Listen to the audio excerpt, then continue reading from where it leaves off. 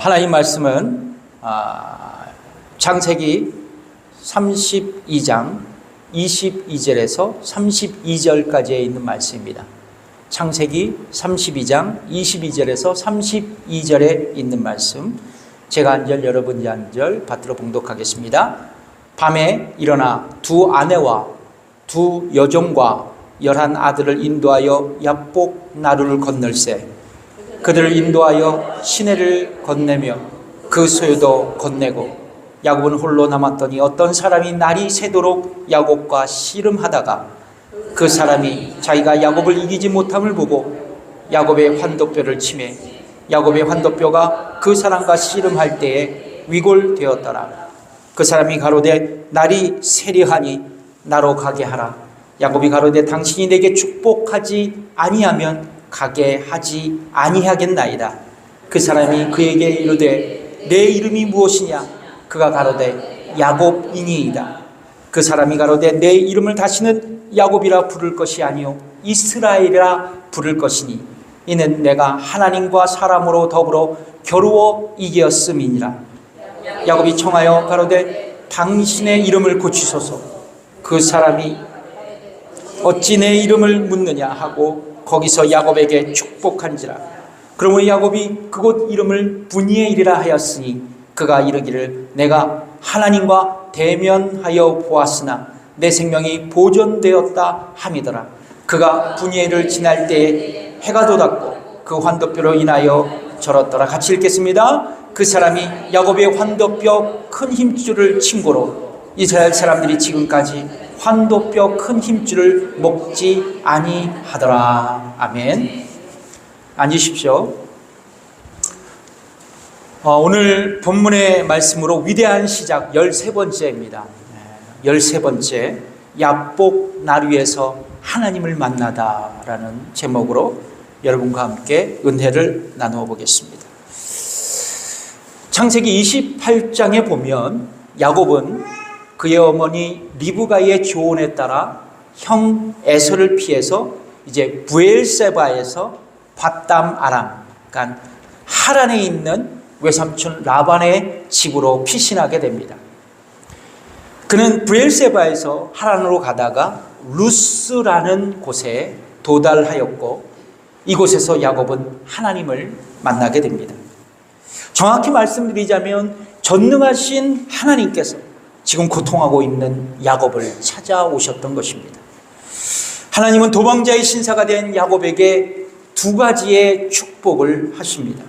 하나는 그의 할아버지, 아버지에게 언약하신 약속을 그에게 꿈속에서 재확인해 주셨던 것입니다.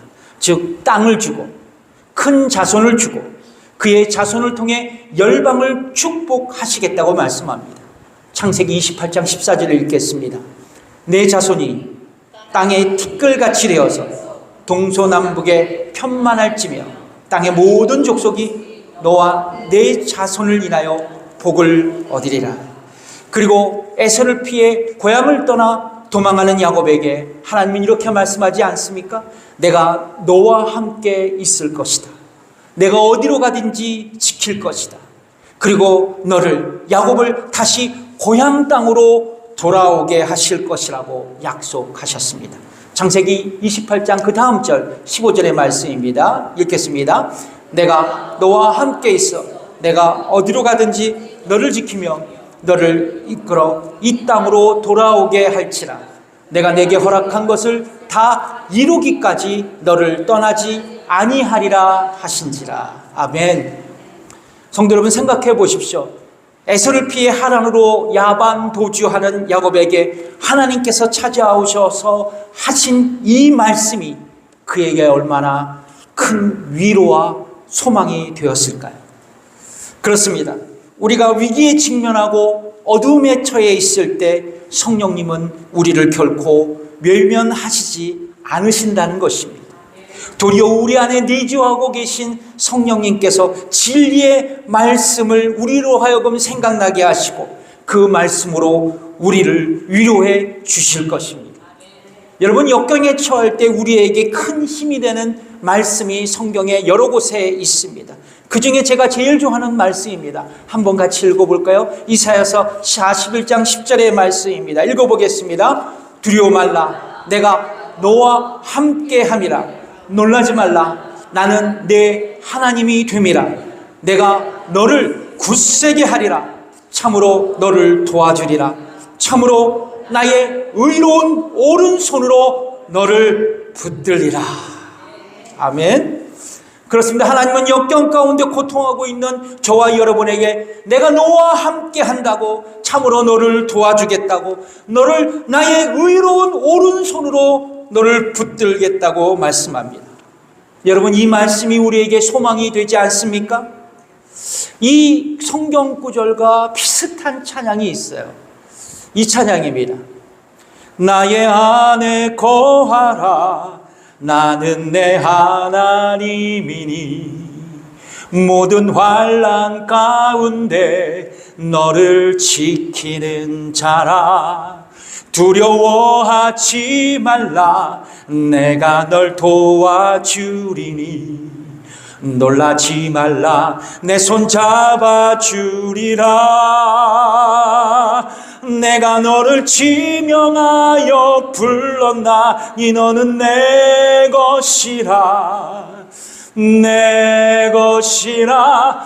너의 하나님이라. 내가 너를 보배롭고 존귀하게 여기노라. 너를 사랑하는 내 여호와라.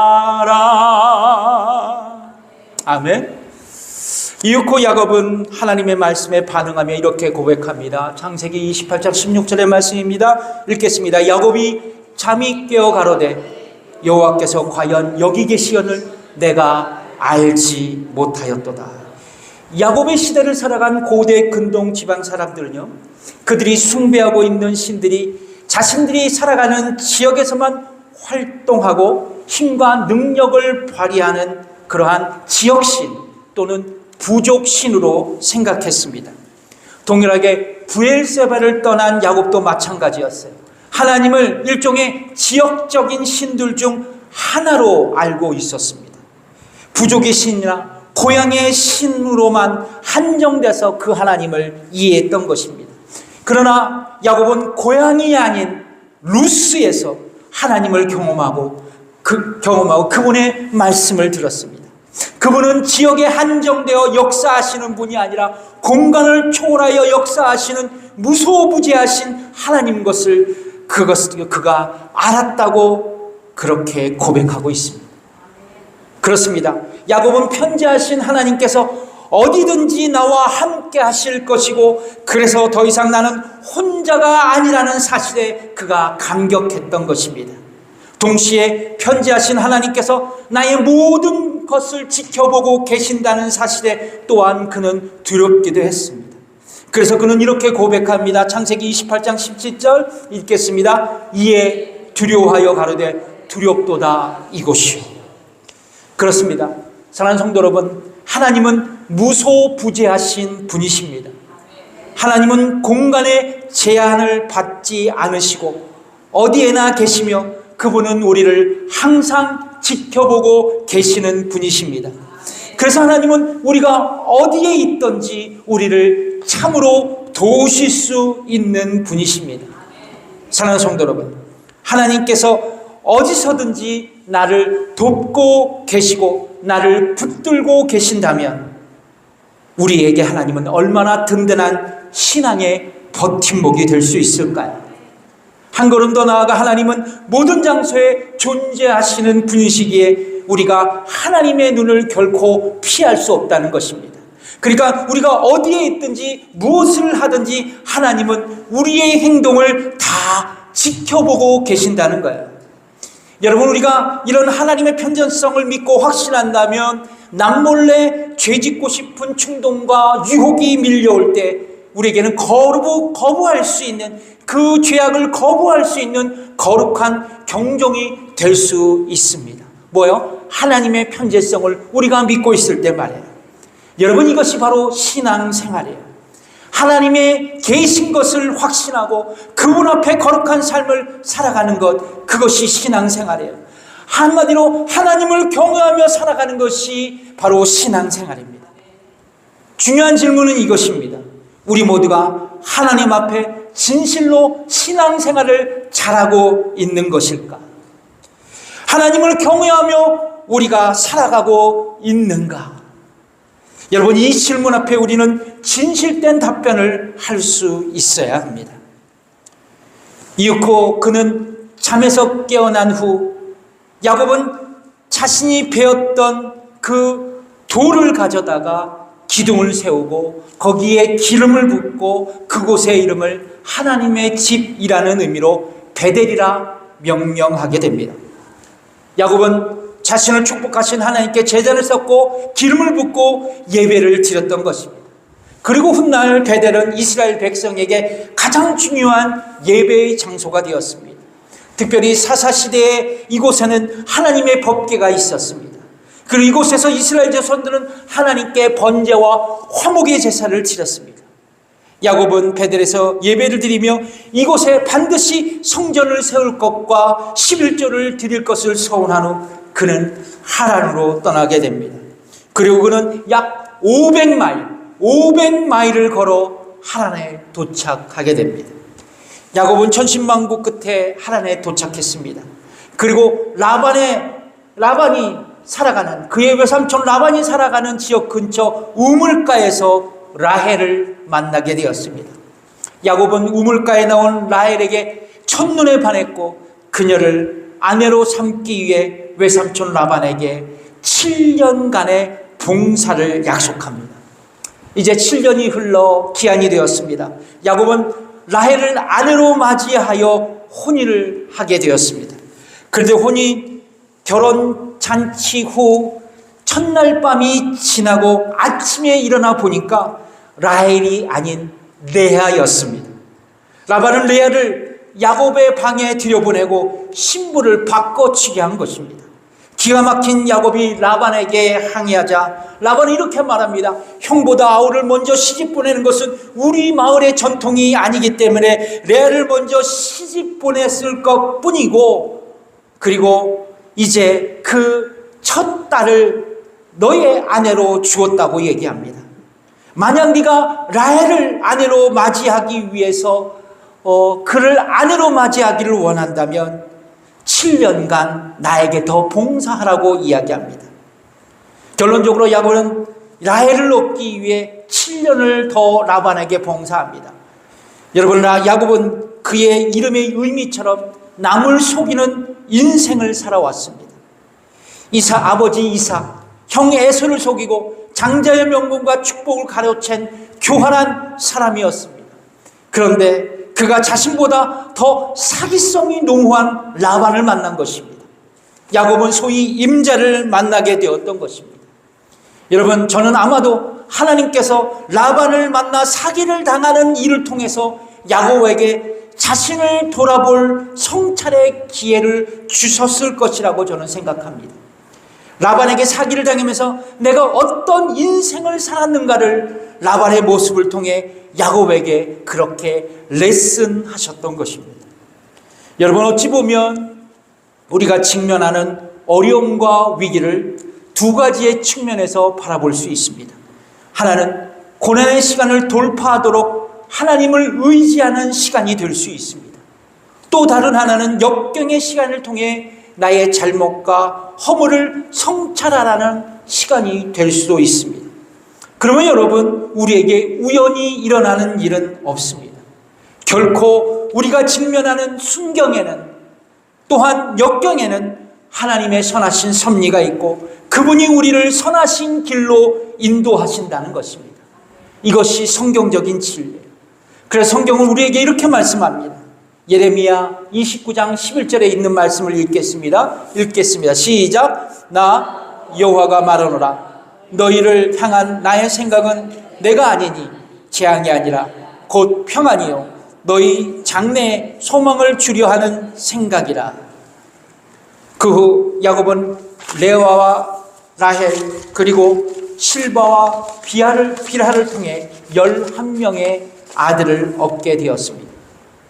야곱은 요셉이 태어날 즈음 라반에게 고향 땅으로 가겠다고 선언합니다. 그러나 라반은 하나님께서 야곱 때문에 자신에게 많은 복을 주셨다는 것을 알고 있었기에 야곱을 좀 더 자기 곁에 묶어 두고자 그에게 품삯을 정하라고 말합니다. 야곱은 라반의 짐승들 중 몸에 줄이 있거나 점이 있는 가축들을 자신의 품삯으로 달라고 요구했습니다. 라반은 야곱의 흥정에 흔쾌히 허락했습니다. 왜냐하면 대체로 양들은 하얗고 염소들은 까맣거나 갈색이 많았기 때문입니다.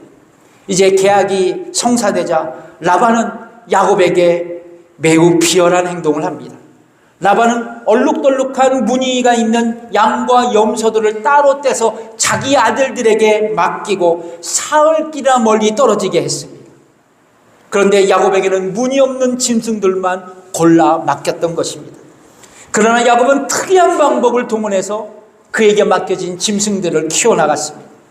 그런데 어찌된 일인지 야곱이 치는 짐승들이 얼룩덜룩한 새끼들을 낳게 되었습니다.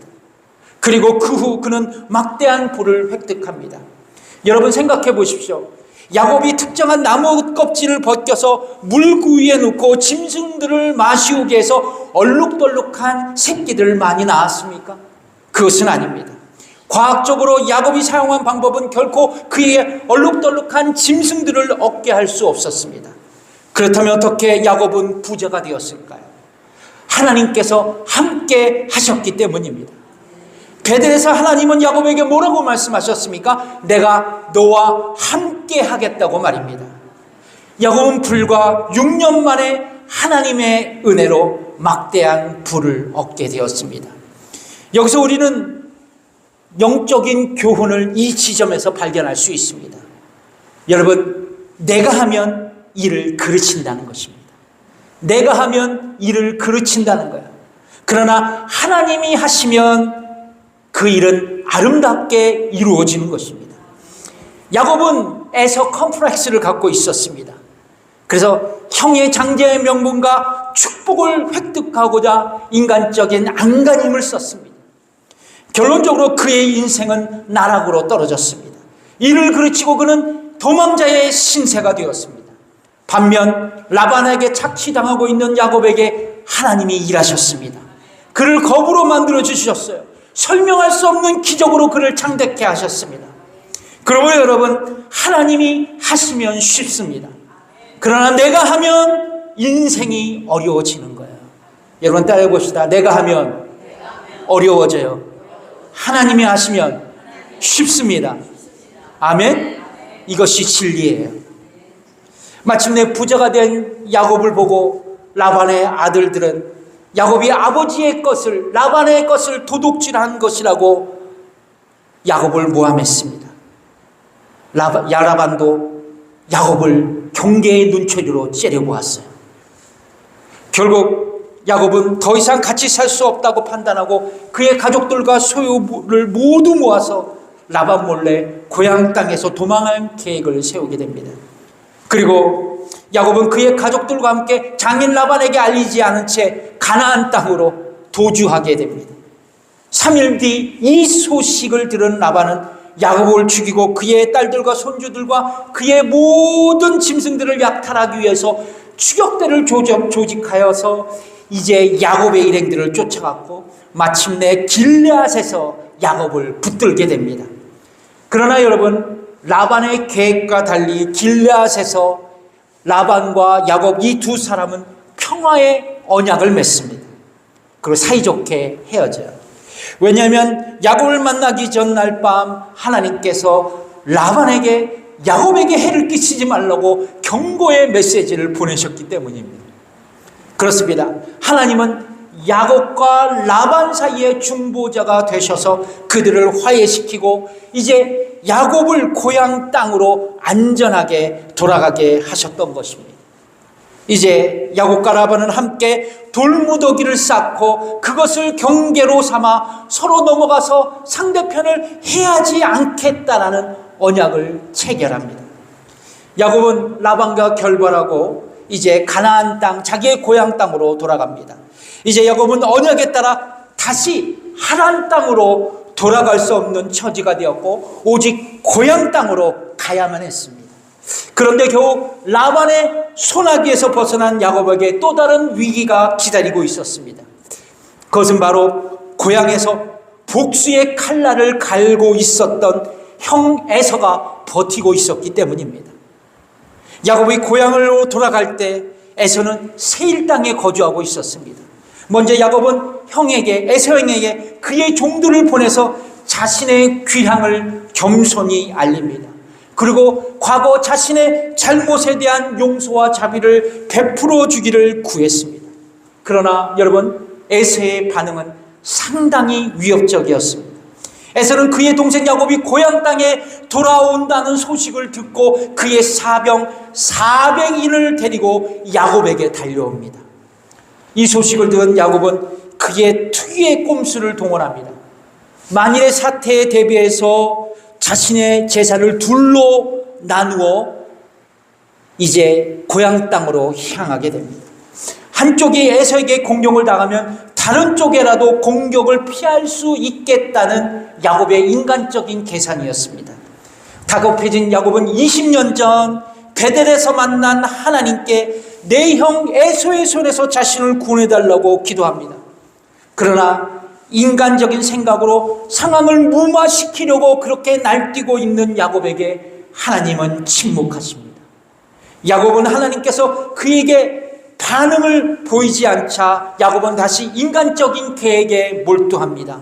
형 에서의 환심을 사기 위해서 뇌물 작전을 계획한 것입니다.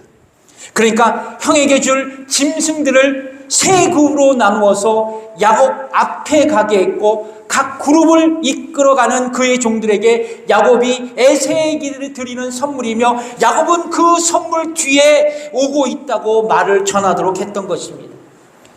이것은 어떻게 해서든지 형 에서의 감정을 완화시키겠다는 야곱의 전략이었던 것입니다. 이제 야곱은 에서와 상봉한 날만 남겨두고 있었습니다. 이윽고 야곱은 그의 가족들과 종들과 그의 소유를 야복강을 건너게 하고 그는 홀로 야복 나루에 남게 됩니다. 자, 그런데 성경에 보면 야복 나루에 홀로 있던 야곱이 어디서 왔는지 모르는 사람과 밤새 씨름을 했다고 기록하고 있습니다. 오늘 본문 창세기 32장 24절의 말씀입니다. 읽겠습니다. 시작. 야곱은 홀로 남았더니 어떤 사람이 날이 새도록 야곱과 씨름하다가 야곱은 온 힘을 다해 필사적으로 이 사람과 씨름했습니다. 그런데 야곱이 지치지 않자 그 사람은 야곱의 환도뼈, 즉 그의 엉덩이 뼈를 세게 내리쳤습니다. 보통 사람은 그냥 그 자리에서 쓰러지고 제대로 설 수 없었고 그리고 엉금엉금 길 수밖에 없는 그 상황 가운데 야곱은 그 사람과 날이 새도록 씨름을 이어갑니다. 죽을 힘을 다해 그 사람에게 매달리며 씨름을 했던 것입니다. 그리고 그에게 매달리며 축복해달라고 애원합니다. 오늘 보면 창세기 32장 26절의 말씀입니다. 읽겠습니다. 그 사람이 가로되 날이 새려하니 나로 가게 하라. 야곱이 가로되 당신이 내게 축복하지 아니하면 가게 하지 아니하겠나이다. 그렇다면 사랑하는 성도 여러분, 야곱과 씨름한 사람은 과연 누구였을까요? 성경학자들의 여러 가지의 의견이 있지만 오늘 본문 창세기 32장 30절에 답을 주고 있습니다. 읽겠습니다. 그러므로 야곱이 그곳 이름을 분이엘이라 하였으니 그가 이르기를 내가 하나님과 대면하여 보였으나 내 생명이 보존되었다 함이더라. 아멘. 그렇습니다. 바로 하나님이셨던 것입니다. 야곱은 기도했지만 응답이 없자 형 에서의 분노를 가라앉히기 위해 인간적인 방법을 모두 동원했습니다. 에서의 심기를 살펴보고 형에게 환심을 사기 위해 아부도 떨어보고 뇌물도 주고, 그러나 여러분, 야곱에게 직면한 위기적 상황에는 변함이 없었습니다. 마침내 야곱은 식솔들을 다 야복강을 건너게 하고 홀로 이제 나루터에 남아 있을 때 야복 나루터에 그가 남아있을 때 하나님은 그에게 찾아오십니다. 그리고 야곱은 하나님께 매달리며 위기를 극복하기 위한 기도의 씨름을 시작했던 것입니다. 사랑하는 성도 여러분, 이 신비로운 사건은 무엇을 상징하고 있을까요? 이 신비로운 사건은 무엇을 상징하고 있을까요? 야곱은 온갖 속임수로 자기의 욕망을 채워왔던 사람이었습니다. 그러게 그는 겉모술수로 위기적 상황을 돌파하려고 했던 사람이었습니다. 세상적으로 수완 좋은 사람이었어요. 그런데 하나님은 그의 엉덩이 뼈를 부러뜨리십니다. 이것은 야곱이 다시는 자신의 능력으로 위기를 돌파하지 못하도록, 그의 겉모술수와 그의 속임수로 위기적 상황을 해결하지 못하도록 그에게 있는 힘을 완전히 빼셨던 것입니다. 힘이 빠진 야곱에게 결코 내 힘과 능력으로 위기적 상황을 극복할 수 없다는 것을 그로 하여금 깨닫게 하시고, 오직 당신만을 의존하며 위기를 넘어갈 수 있다는 것을 야곱에게 하나님은 그렇게 레슨하셨던 것입니다. 사랑하는 성도 여러분, 저와 여러분은 어떻습니까? 위기가 오고 역경에 처할 때 우리는 하나님을 온전히 의존하고 계십니까? 아니면 사람을 의지하고 계십니까? 자신의 생각과 경험을 주장하고 계십니까? 사랑하는 성도 여러분, 기도란 무엇일까요? 저는 이렇게 정의하고 싶습니다. 자신의 힘을 온전히 빼고 하나님을 의지하는 거룩한 태도라고 말입니다. 사랑하는 성도 여러분, 우리에게 기도를 가르치지만, 성경이 우리에게 기도하라고 말씀하지만 우리는 왜 기도하지 않을까요? 그 대답은 간단합니다. 내가 할 수 있다고 생각하기 때문입니다. 그래서 기도하지 않는 거예요. 제가 감명 깊게 읽었던 책 중에 하나의 책이 있습니다. 사막을 건너는 6가지 방법이라는 책입니다. 이 책의 저자 스티브 도나유는 20대에 아주 특별한 체험을 하게 됩니다. 바로 사하라 사막 여행이었습니다. 그는 사하라 사막 여행을 통해 학교에서 배울 수 없는 삶의 지혜를 배웠다고 그렇게 회고하고 있습니다. 저자는 인생을 사막 여행에 비유하고 있는데요. 그는 이렇게 말합니다. 인생이란 사하라 사막을 건너는 것과 같다. 끝이 보이지 않고 길을 잃기도 하며 오도 가도 못하는 신세가 되었다가 신기루를 쫓기도 한다. 사하라 사막을 건너는 동안에는 언제 건너편에 다다를지 알 수 없다. 우리의 인생도 많은 부분이 그 모습과 닮았다. 작가는 이 책에서 인생이라는 예측할 수 없는 사막을 무사히 건너기 위해서 6가지의 조언을 우리에게 합니다. 그 중에 하나를 여러분께 소개해 드리겠습니다. 사하라 사막을 여행하는 중 이 작가의 일행의 차가 푸슈푸슈에 빠지게 되었습니다. 푸슈푸슈는 모래웅덩이라는 뜻입니다. 모래웅덩이를 빠져나오기 위해서 만약 차에 엑셀레이터를 밟았다면 차는 계속 모래 속으로 빠져들어갈 것입니다. 자동차가 사막의 모래웅덩이에서 빠져나오는 단 한 가지의 방법이 있었습니다. 그것은 자동차 타이어에 바람을 빼고 이제 모래 늪을 극복하는 것입니다. 타이어에 바람을 빼고 모래와 닿는 면적을 넓힌 다음 모래 웅덩이를 천천히 차가 빠져나오는 것입니다. 기도도 이와 같은 것입니다. 나의 힘을 빼고 하나님을 전적으로 의지하며 나가는 것입니다. 그리고 위기적 상황에서 빠져나오는 것입니다. 하나님은 야곱에게 이런 위기 극복의 비밀을 야복 나루에서 레슨하셨던 것입니다. 하나님은 씨름을 마친 후 야곱의 그의 이름을 물어보십니다. 그는 하나님께 정성을 다해 진정성을 다해 야곱입니다 라고 말합니다. 야곱은 속이는 자, 약탈자라는 뜻으로 야곱의 과거를 그대로 대변하는 그의 이름이었습니다. 야곱은 자신의 이름을 말하면서 회개하는 심령으로 아버지 이삭을 내가 속였다고, 형 에서의 장조건과 축복을 약탈한 사람이었다고 그렇게 하나님 앞에 고백했던 것입니다. 하나님은 자신의 잘못을 회개한 야곱에게 새로운 이름을 주셨습니다. 바로 이스라엘입니다. 이스라엘.